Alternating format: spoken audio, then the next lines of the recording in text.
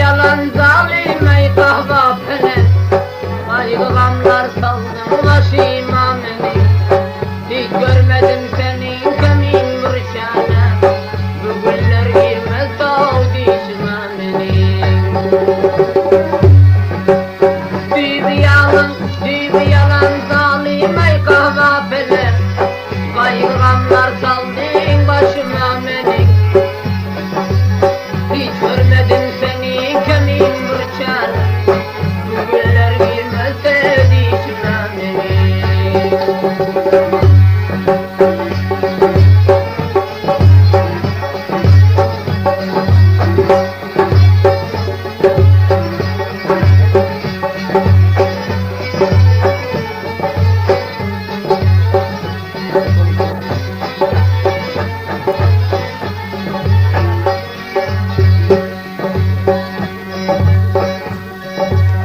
Hiçbir el vermedin bana zamana, bir gülüp bakmadın bana tamam.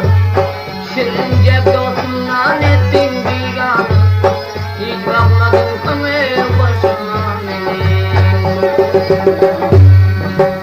Hiçbir el vermedin bana zamana, bir gülüp bakmadın bana tamam. Şirin cep dostumdan ettin bigana, bakmadın kavul başıma benim, rahmetmedin gözde yanıma benim.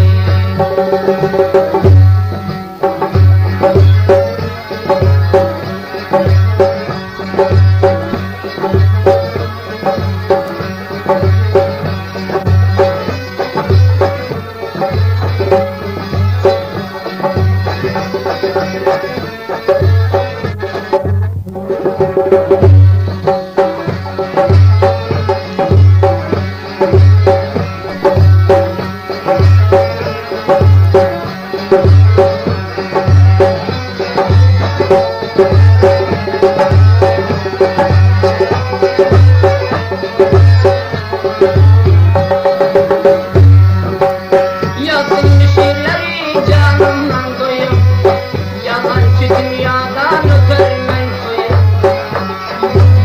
Düştüm değil ama karını koyup, rahmetmedi gözde yaşıma benim. Yazın şiirlerini canımdan koyup, öpermen dünyadan öpermen koyup. Bakırsan yermen şamı tamam, şu güller girmezse dişime benim.